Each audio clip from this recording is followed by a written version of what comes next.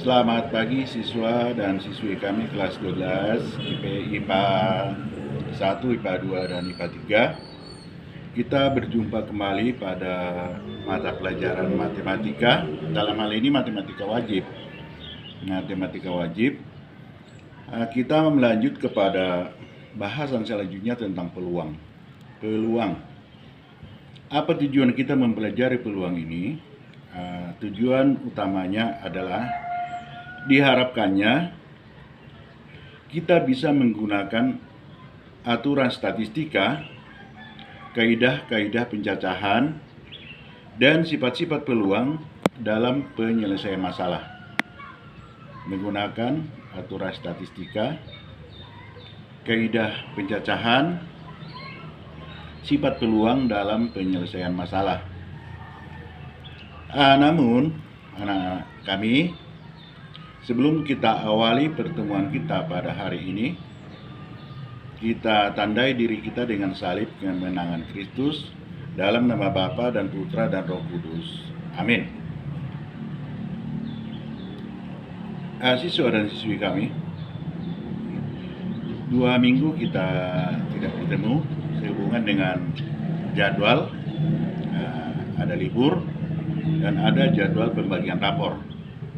Nah, pada hari ini kita bertemu kembali. Inilah dengan topik yang telah Bapak sampaikan tadi. Untuk anak-anak kami, di sini Bapak bagikan sebuah uraian dalam bentuk penjabaran. Nanti coba kamu simak. Selanjutnya tentang ringkasan dari apa yang ada di dalam uraian itu. Di sini juga Bapak ikut sertakan sebuah catatan ringkasan. Itu kamu pindahkan nanti ke dalam buku kamu. Pindahkan ke dalam buku catatan.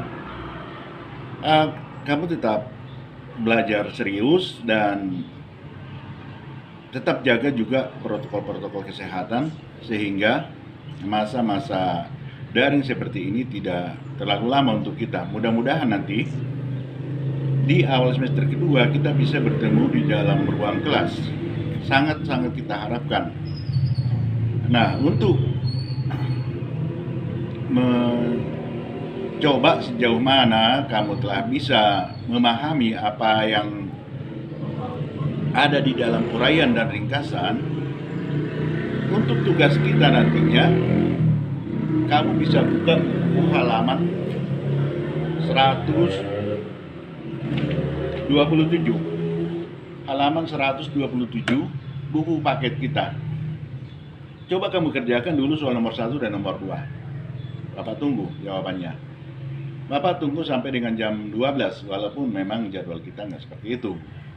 Tetap Bapak tunggu, karena mengingat di beberapa tempat di kampung teman kita, ya mungkin ada yang jaringan agak bermasalah atau lelet. Dapat tunggu sampai dengan jam 12. Namun anak-anak kami, tetap kamu isi dulu daftar hadirnya. Daftar hadir diisi lebih dahulu. Jadi untuk pertemuan hari ini nanti akan kita tutup. Ya.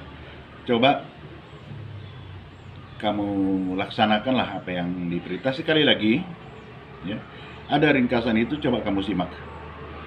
Coba kamu pelajari. Dan ini bukan merupakan materi yang merepotkan. Ini materi yang sangat menarik sekali untuk kita. Jadi, untuk anak-anak kami, kita awali pertemuan ini. Setelah kamu isi daftar hadir, silakan kamu simak videonya. Selamat pagi, semoga sehat semua, sehingga kita bisa bertemu di dalam ruang kelas nantinya. Itu harapan kita bersama tentunya, karena mungkin ada yang terlalu repot dengan situasi jaringan yang agak lelet belakangan ini. Terima kasih sekali lagi anak kami. Selamat pagi. Oke, halo anak-anak. Kita ketemu di materi yang pertama. Kali ini ada di kelas 12. Materi kita untuk yang bab 1 adalah tentang peluang.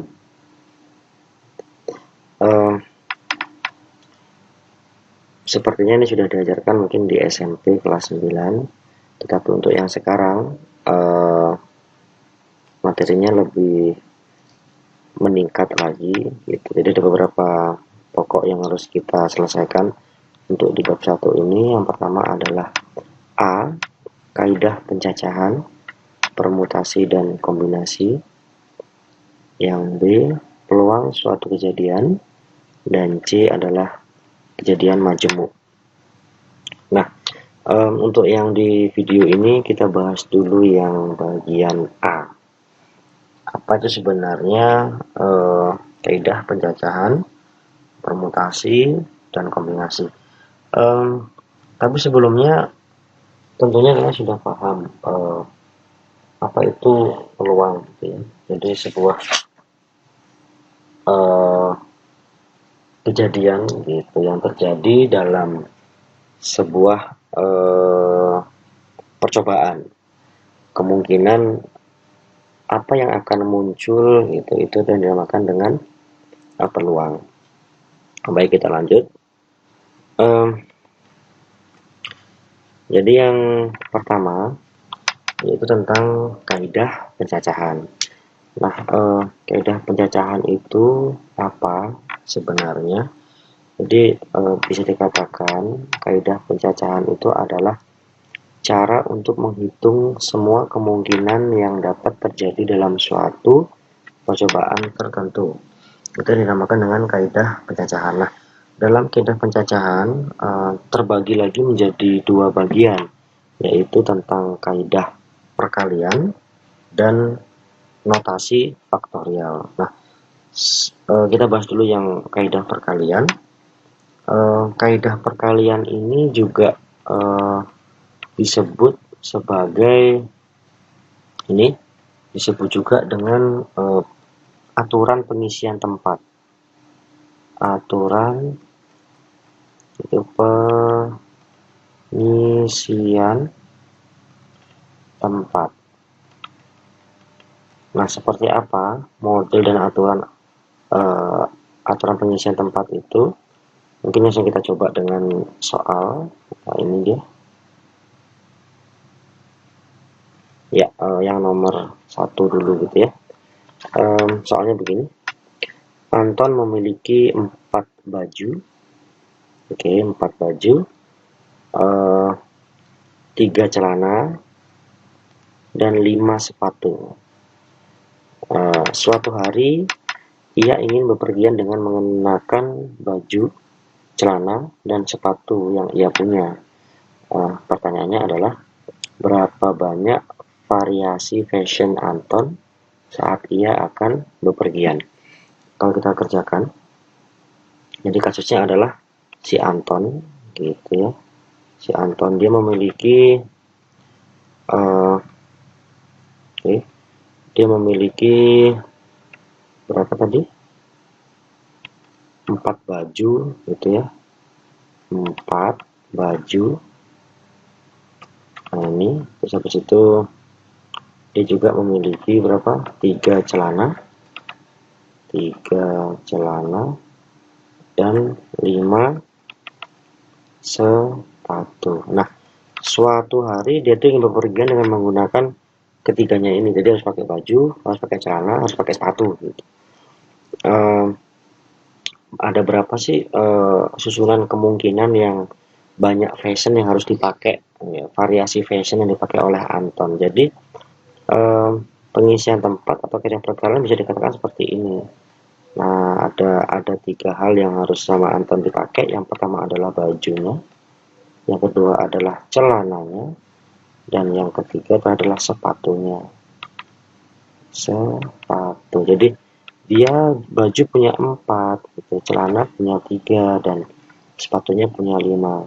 Nah, ada berapa kemungkinan? Berarti 4 dikali 3 dikali 5. sama dengan 12 dikali 5, 60. Jadi kemungkinan itu ada 60 variasi si Anton dalam fashion selama dia bepergian. Jadi itu untuk yang penyelesaian yang nomor 1, itu yang dinamakan dengan kaidah pencacahan. Jadi gitu ya. Itu untuk kaidah perkalian atau aturan pengisian tempat. Seperti itu contoh soalnya. Lalu yang B ada yang dinamakan dengan notasi faktorial gitu ya. Jadi yang ini itu notasi faktorial. Apa itu sebenarnya notasi faktorial? Jadi notasi faktorial itu adalah nanti cara untuk menghitung banyaknya sebuah kemungkinan gitu ya. Notasinya seperti ini. Jadi notasinya itu N, ada tanda serunya begini. Ini bacanya adalah N faktorial gitu.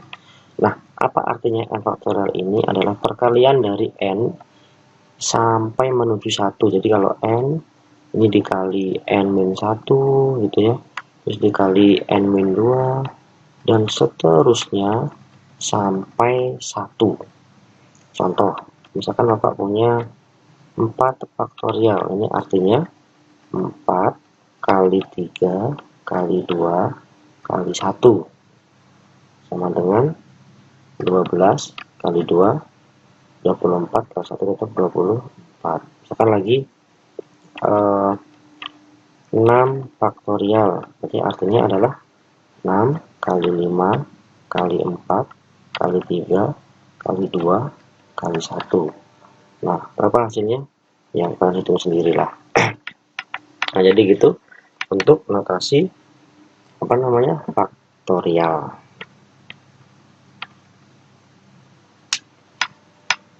Nah, kita beranjak membahas contoh soal yang kedua.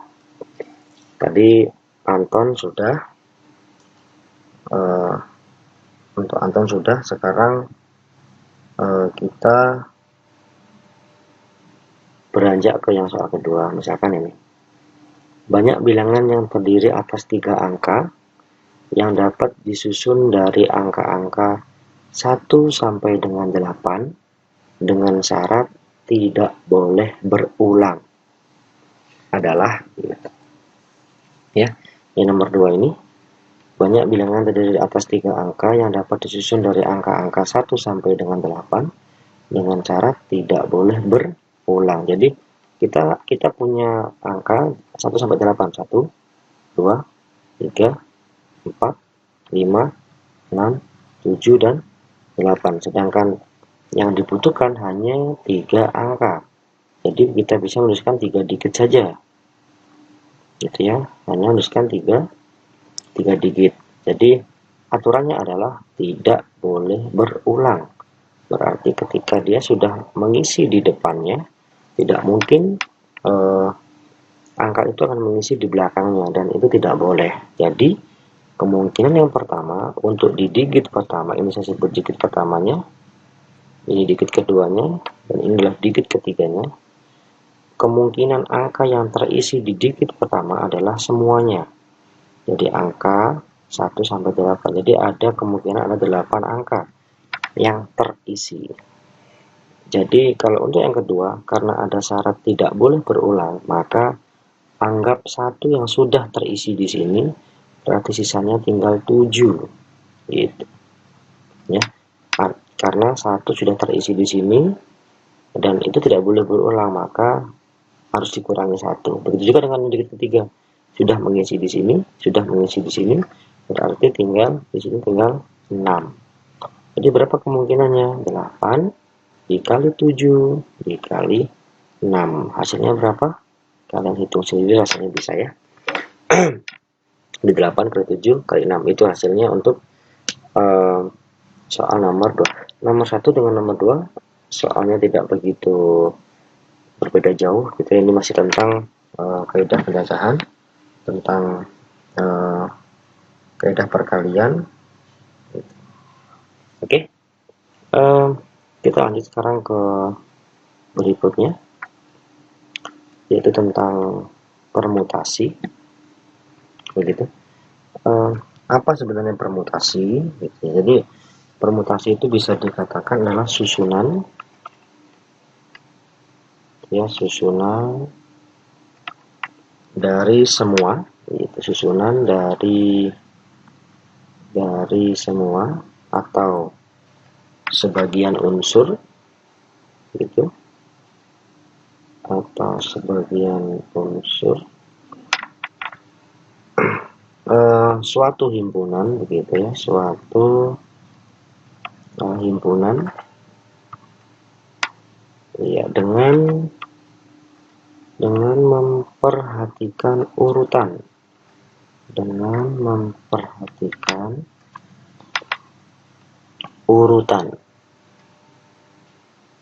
urutan unsurnya. Nah, yang perlu kalian garis bawahi adalah yang ini, memperhatikan urutan unsurnya. Ini yang paling penting, gitu ya. Jadi misalkan ada sebuah susunan huruf, gitu ya. Ini ada misalkan A, B, gitu ya, dengan BA, keduanya ini dihitung berbeda. Karena meskipun unsurnya ada sama, ini ada A, ini ada B, ini pun juga ada A, ada B, tetapi karena posisinya berbeda, maka ini dihitung berbeda. Itu maksudnya, ya. Lalu permutasi pun juga ada 3 macam. Yang pertama adalah permutasi R unsur dari N unsur yang berbeda. Jadi notasi untuk permutasi itu adalah dinotasikan dengan misalkan begini, permutasi R dari N unsur. Jadi permutasi dari R unsur dari N unsur berbeda itu baca adalah P besar, gitu ya. P besar, ada yang menuliskan begini, P permutasi R dari N, dan seperti ini. Ada pula yang nulisnya seperti ini, permutasi, ya, N ini, permutasi R unsur dari N itu. Terus ada juga yang nulisnya seperti ini, P permutasi R dari N, gitu. Nah, biar tidak bingung, saya rasa kita sepakati aja, kita bisa pakai yang ini, yang pertama, ya, yang pertama. Nah, lalu bagaimana bagaimana penulisannya atau rumusnya untuk permutasi ini, gitu. Nah, permutasi R unsur dari N unsur itu bisa kita simbolkan dengan seperti ini, N faktorial, itu N faktorial dibagi dengan N min R faktorial, gitu. Nah, dengan syarat R-nya harus kurang dari sama dengan N. Jadi R-nya tidak boleh lebih dari N. Begitu. Nah, contoh. Nah, contohnya Bapak punya permutasi 2 dari 4. Jadi ini menjadi 4 faktorial di per 4 min 2 faktorial sama dengan 4 faktorial bagi 2 faktorial. Ini hasilnya 4 faktorial itu 4 kali 3 kali 2 faktorial, ya, ini 2 faktorial. Ini Bapak coret. Nah, ini ya, membagi, jadi 4 kali 3 tinggal 12. Ini hasilnya untuk permutasi 2 dari 4. Itu contohnya. Itu kalau ada permutasi R unsur dari N unsur yang berbeda. Nah, sekarang bagaimana untuk permutasi yang memuat unsur yang sama, yang kedua ini? Ya, bagaimana sekarang kalau permutasinya memuat unsur yang sama? Nah, maksudnya unsur yang sama itu seperti ini. Misalkan ada permutasi n unsur gitu ya, n unsur permutasi n unsur yang memuat banyaknya, misalkan ada R1 sama gitu, terus habis itu ada ini R2, ada R3, ini yang unsur-unsur yang sama, R1 yang sama ya kan, R2 yang sama, R3 yang sama. Jadi bagaimana rumusnya adalah ketika ada permutasi R gitu ya, yang sama-sama itu R2 dan seterusnya, Bapak sebut sampai Rn dari N. Nah, itu rumusnya adalah N faktorial dibagi dengan R1 faktorial dikali R2 faktorial sampai dengan Rn faktorial. Nah, nanti kalau kalian ini bingung, bisa kita bisa kita tajamkan nanti dengan soal gitu ya, dengan soal untuk yang permutasi yang memuat unsur yang sama. Nah, lalu ini bagaimana dengan permutasi siklis gitu. Ada permutasi siklis seperti apa permutasi siklis yang nomor 3 yang kecil. Permutasi siklus itu namanya adalah siklis. Siklus itu bisa dikatakan melingkar, siklus. Nah, gitu ya. Jadi dari posisi awal dia balik lagi muter menuju proses dan kembali lagi ke posisi awal, itu namanya siklus. Nah, sama dengan permutasi siklus. Permutasi siklus itu lebih fokus kepada sebuah posisi atau susunan yang susunannya itu bisa dikatakan dia itu melingkar. Jadi sama-sama tidak ada ujung, melingkar. Nah, bagaimana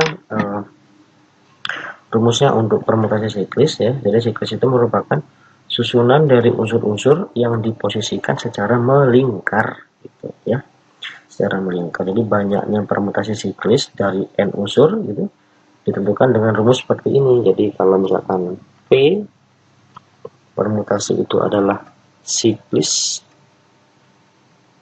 dari n unsur gitu ya, jadi rumusnya adalah n faktorial. Nah, jadi rumusnya adalah n gitu ya dikurangi 1 faktorial, jadi itu ya. Jadi ada 3 hal tentang permutasi yang harus kalian ingat. Yang pertama adalah permutasi R unsur dari n unsur yang berbeda. Lalu yang B adalah permutasi yang memuat unsur yang sama. Dan yang C adalah permutasi siklis. Nah, untuk lebih jelasnya kita latihan dulu. Ini ada soal gitu. Coba kita bacakan. Jadi yang pertama, banyak susunan 3 huruf dari huruf A, B, C, D, E adalah gitu. Yang nomor 1 ini merupakan contoh dari yang permutasi yang pertama, yaitu 3 unsur yang berbeda begitu ya. Jadi kita punya 5 huruf yang berbeda, A, B, C, D, dan E. Ini disebut adalah unsur N-nya, jadi banyaknya adalah 5.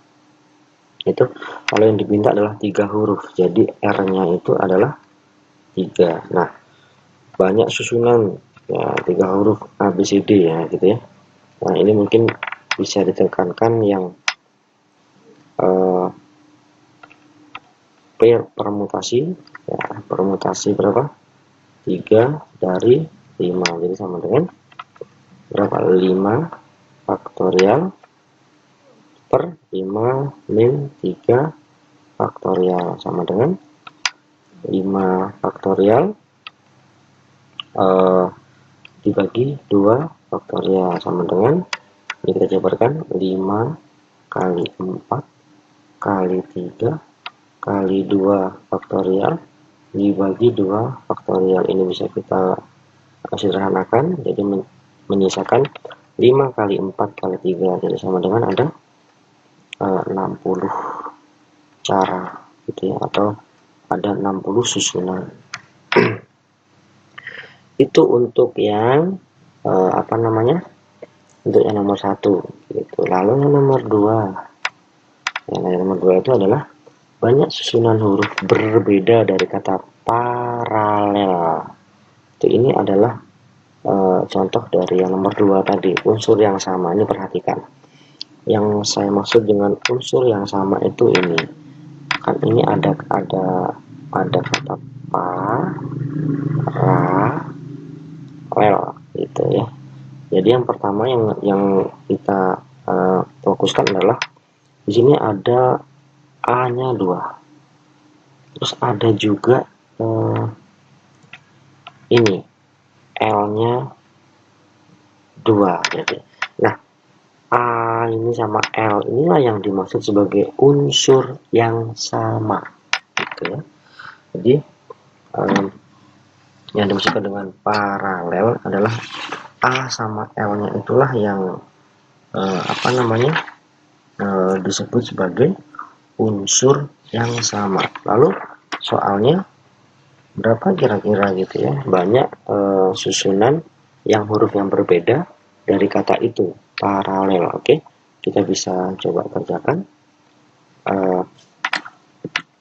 Jadi yang pertama ini paralel ya, n-nya ada berapa ya, n-nya ada ya, kita hitung 1 2 3 4 5 6 7, ada 7. Lalu unsur yang sama,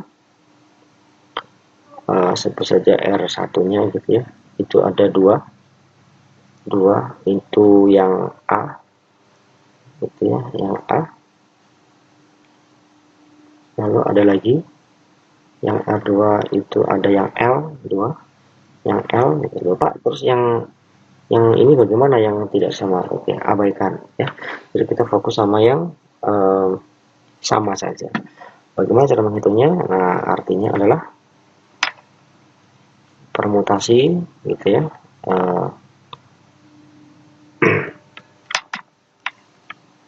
Sama dengan ada 7 faktorial gitu ya, dibagi 2 faktorial dikali 2 faktorial. Nah, sama dengan, nah ini 7 kali 6 kali 5 kali 4 kali 3 faktorial gitu, karena nggak cukup ya nggak cukup. Ini per 2 faktorial, 2 kali 1 ya 2 gitu, dikali 2 faktorial ya 2 gitu ya. Ini bisa kita sederhanakan. Jadi di atas ada 4, kita coret seret. Nah, di bawah ada 2 kali 2, menjadi meninggalkan 7 kali 6 kali 5 kali 3 kali 2 kali 1. Ini hasilnya adalah 1260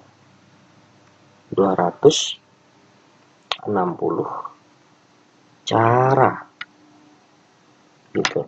Jadi untuk yang menyusun kata paralel itu ada 1260 cara.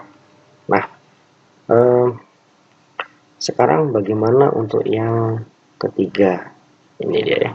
Yang ketiga adalah banyak susunan melingkar dari 6 orang. Jadi kalau udah melingkar berarti ini bisa dikatakan apa? Siklus gitu ya. Adalah siklus. Kita kerjakan di lembar baru. Oke. Jadi ini tadi adalah 6 orang gitu ya, melingkar. Jadi sudah tentu ini adalah permutasi siklis. Nah, nomor 3 ya, kita jawab ya, nomor 3. N-nya ada 6 gitu ya, permutasi siklisnya. Permutasi siklisnya dari 6. Jadi sama dengan berarti gimana? Hitungannya N-1 gitu ya. Berarti ini adalah 6 min 1 faktorial. Berarti berapa? 5 faktorial. Kalau hitung 5 kali 4 kali 3 kali 2 kali 1. Jadi sama dengan 20 kali 3 60, 60 kali 2 120 cara. Nah, jadi seperti itu untuk materi yang permutasi. Baik, kita lanjutkan dulu ke yang berikutnya, gitu ya. Nah, ini ada yang dinamakan dengan kombinasi. Ini kombinasi adalah sahabatnya permutasi gitu ya. Sebenarnya apa itu kombinasi? Ya, kalau kombinasi itu adalah seperti yang permutasi tadi, itu sama susunan gitu ya, susunan dari semua, sama seperti yang permutasi, dari semua atau sebagian itu unsur, sebagian unsur dari himpunan, dari himpunan. Nah, ini bedanya, tanpa memperhatikan ya, tanpa memperhatikan urutan unsur gitu. Ini perbedaannya permutasi dengan kombinasi. Kalau tadi permutasi itu memperhatikan urutan, tetapi kalau yang kombinasi ini sama sekali dia tidak memperhatikan urutan unsurnya. Sekalian bedakan ya. Nah, maksudnya adalah tadi contohnya misalkan ada urutan A, B itu dengan BA. Kalau tadi di permutasi ini dihitung adalah unsur yang berbeda. Jadi ini ada dua unsur kalau di permutasi.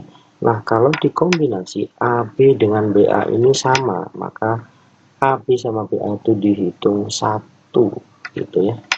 Jadi A dengan B, susunannya AB atau BA itu nggak ngefek, tetap saja hitungannya adalah satu. Jadi dia tidak memperhatikan urutan unsur, begitu ya. Nah, kita coba dengan contoh. Ini ada contoh. Nah, sebelum ke contoh mungkin lebih ke ininya dulu ya, ke notasinya dulu ya gitu ya. Kalau kombinasi bagaimana penulisnya Pak? Nah, kalau tadi permutasi itu adalah P, kalau kombinasi itu kita pakai C gitu. Kombinasi R unsur dari N, nah, sama penulisannya. Itu bagaimana rumusnya? Nih ada perbedaan dikit gitu ya. Jadi ini N faktorial dibagi R faktorial dikali N min R faktorial. Jadi itu ada perbedaannya dengan kombinasi. Perbedaannya ada di ini ya. Perbedaannya ada di sini. Nah, kalau di permutasi itu enggak ada. Itu kalau di kombinasi ditambahkan dengan R faktorial. Oke. Oke, kita lanjutkan mungkin ya di contoh soal gitu ya. Ini ada dalam pelatihan bulu tangkis. Nah, ini ilustrasi yang terdapat 10 orang pemain putra itu dan 8 orang putri. Terus ditanya ini berapakah pasangan ganda yang dapat diperoleh untuk, nah gitu.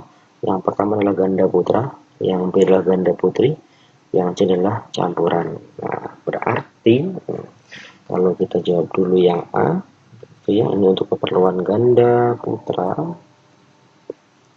Nah, kata-kata ganda ini berarti artinya berapa? Jadi ganda itu artinya adalah 2 gitu ya. Jadi ceritanya adalah ganda putra itu dia mengambil 2 orang dari yang tersedia. Nah, kebetulan putranya itu ada 10 gitu. Menjadi ini kombinasi dari begini. Dia mengambil atau R-nya itu adalah 2 dari N-nya itu adalah 10 gitu. Jadi gimana kombinasi 2 dari 10 gitu. Ya, kombinasi 2 dari 10. Nah, bagaimana cara mengerjakannya? Ya, seperti rumus yang di atasnya. Jadi N-nya yang adalah 10-nya gitu ya. 10 faktorial dibagi 2 faktorial kali 10 min 2 faktorial. Ini sama dengan 10 faktorial 2 faktorial kali 8 faktorial. Nah, ini sama dengan 10 kali 9 kali 8 faktorial ini menjadi 2 dikali 8 faktorial. Ini bisa kita sederhanakan ya, yang dari 8 faktorial terakhir menjadi ini 2 dibagi 2 berapa kali? 5. Jadi tinggal 5 kali 9. Hasilnya adalah ada 45 cara. Seperti itu. Lalu bagaimana sekarang untuk yang putri, Pak? Ya, untuk yang putri sama aja gitu ya. Kalau untuk yang putri sama ganda putri, berarti R-nya juga nomor yang B ya.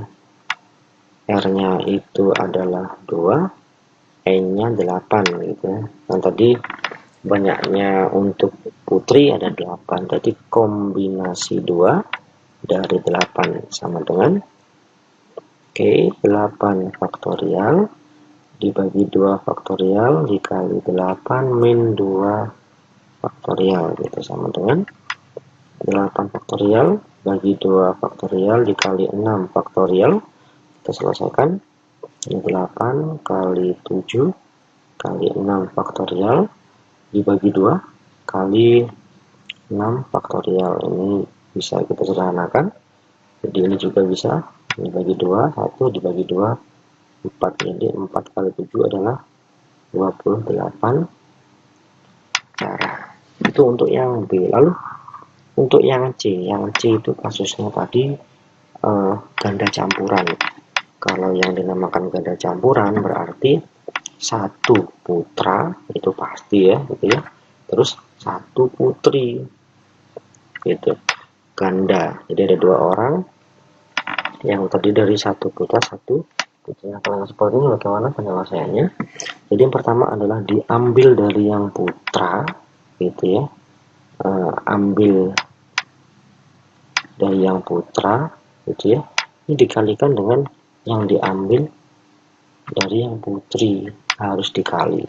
Jadi karena ngambilnya 1, jadi kombinasi 1 dari 10 putranya tadi dikali dengan kombinasi 1 dari 8 putrinya. Jadi kalau kita kerjakan menjadi 10 faktorial kali 1 faktorial min 10 min 9 faktorial gitu, dikali dengan 8 faktorial kali 1 faktorial dikali berapa? 8 dikali 1 faktorial. Jadi seperti itu. Nah, kalau kita hitung menjadi ini 10 faktorial per 1 udah 1 gitu ya. 10 kali 9 ini juga 1 faktorial.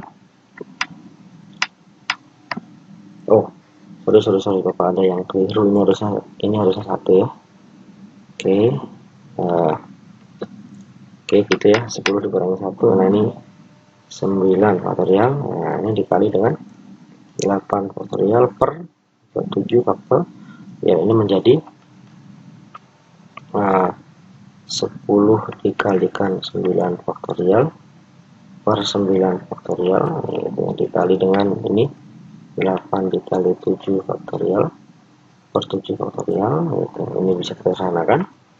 Ini juga bisa disederhanakan. Jadi yang terakhir menjadi 10 dikali 8 sama dengan ada 80 cara. Jadi seperti itu untuk yang kombinasi ya, untuk yang kombinasi.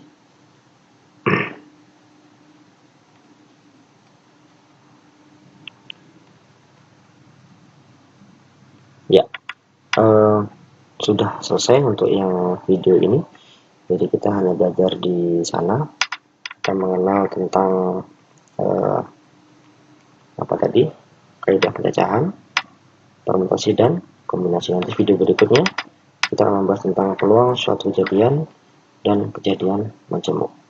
Untuk yang video ini sampai di sini dulu. Terima kasih, selamat belajar.